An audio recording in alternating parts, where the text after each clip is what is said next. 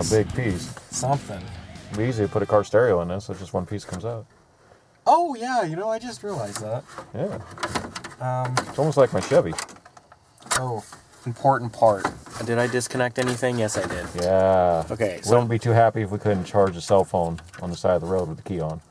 So just pop that back in. Don't forget. Don't forget. All right, now we can stick this back in. Now we can go back in.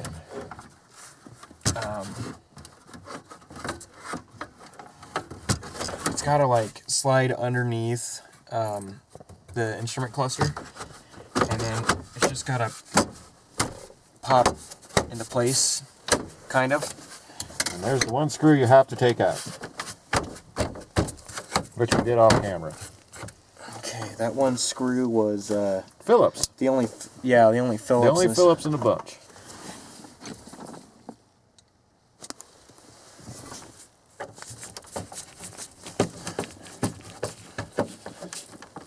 Show them what it looks like. Close that. Alright, now. Time to put the rest of the column together and call this job done. So we could have adjustable tilt while we were working on this. We did have to put it back in. So now's the time. You're going to have to take it back out again. Again, and hear the Kevin's instructions of being careful.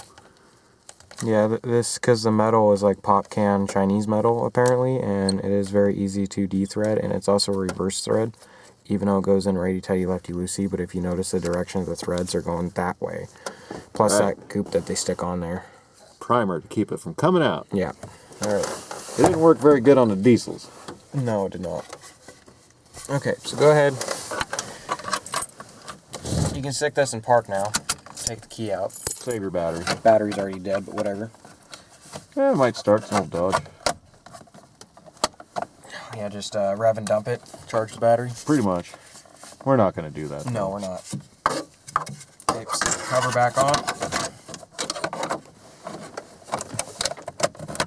Now, you should hear a series of snap, crackle, and pops as well, even though there are bolts that hold it in, and if you don't do it just right...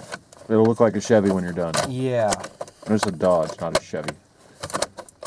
And you have to hear that snap, so you want to snap it in the back first, and then you want to push up in the middle in the front, and then you're going to take your nice little organized tray, start putting your bolts back in, and you know it's the correct bolts because you had to have the special Dodge tool for it. Okay, so the small, shorter bolt went in the back. That's to hold the front part of the cover here. Okay, the second short bolt goes in this hole.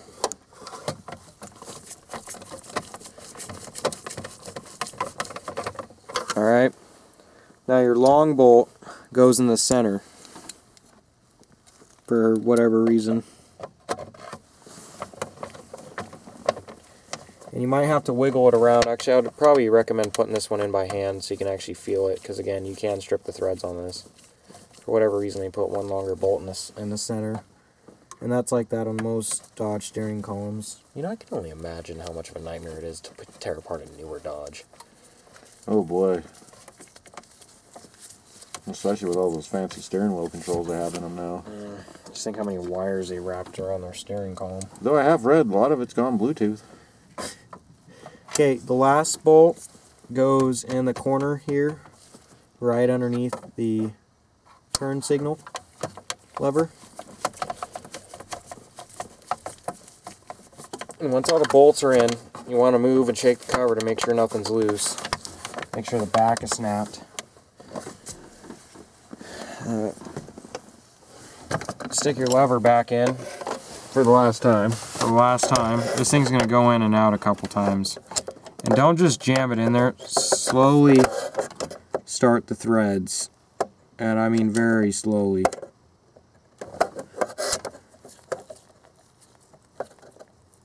And kind of wiggle it up and down as you go in just to start it. I've done this enough times to be quick about it, but if it's your first time, Be really careful. And you don't want this thing to be super tight either. It doesn't need to be. Just go until it stops.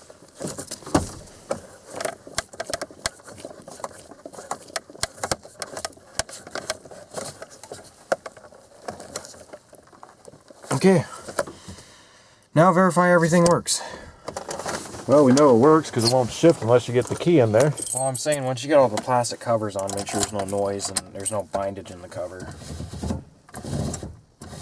Sounds like it used to. Park, reverse, neutral, drive, second, first. Make sure you got no lights on.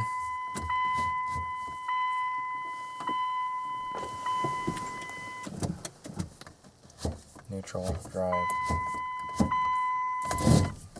Alright.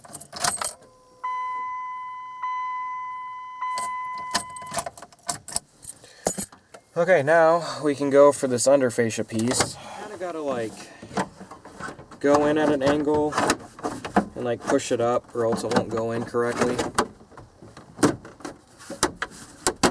And you'll hear snap like that.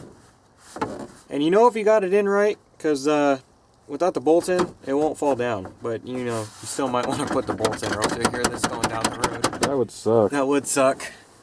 That would suck to have a mechanic like that. Yeah, because we got it done. We got a few extra pieces. Boss goes, you got a few extra bolts? Yeah. Just put them in the bucket. Is it a Dodge? Yeah, I'll put it in the bucket. Dodge bucket.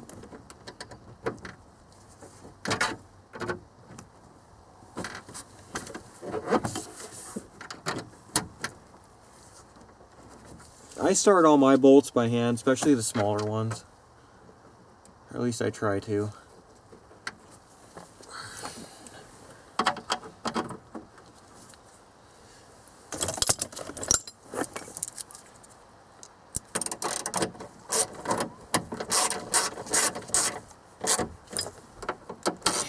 Definitely don't want dash rattles after you're done.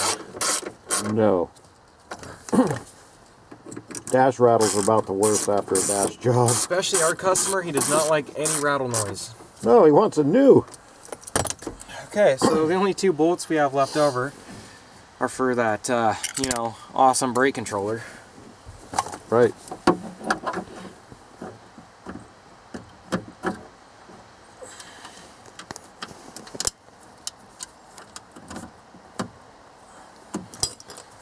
Gotta love brake controllers. I don't buy a 3/4 ton truck, but hey, let's just Use the half ton for 3/4 ton work. yeah. Right.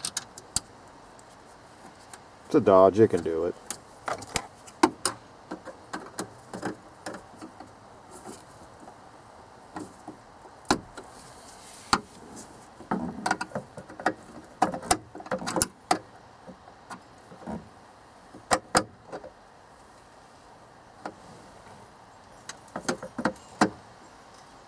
Alright. Done. Where's the extra parts? There's no extra parts. Oh, let's see the limp part. Oh. Yikes, that looks sad and pathetic. Alright folks, we're going to get this on a battery charger. We'll be back with you after the battery's charged. Don't want to burn up a battery alternator just on a simple shifter job. Just wouldn't make sense now, would it? Alright, we'll be back with you in a bit. There's lots of things we'll do the quick and dirty way, but batteries that are low, like we'll show you in a sec, took us about an hour to do this. We'll show you just from having a key on how quickly you can drain a battery in one of these Dodges. Just with all electronic controls, you just, you know, it's kind of how it is. But we don't mess around with battery voltage. We'll do that the correct and proper way. I still feel like it was the quick and dirty way. Well, yes, but the battery still is showing how low it is. You gotta like snap-ons. Yeah, 9.8 volts. I mean, yeah, this truck would probably start, but that alternator will take a beating trying to charge his battery up. So we're going to charge the battery up.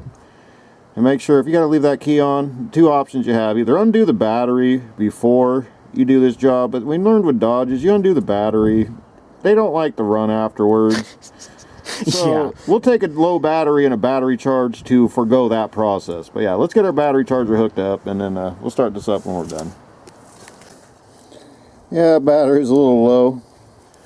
One important thing to note, you never want to ground a battery direct. You always want to ground the block So like on these Dodges, the air conditioning bolt will work off the compressor because it goes straight into the intake manifold.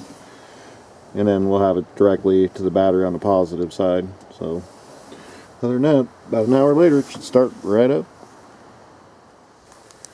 Alright, battery's full. We're going to start it up, make sure it goes in gear, and the overdrive light turns off and on as it should.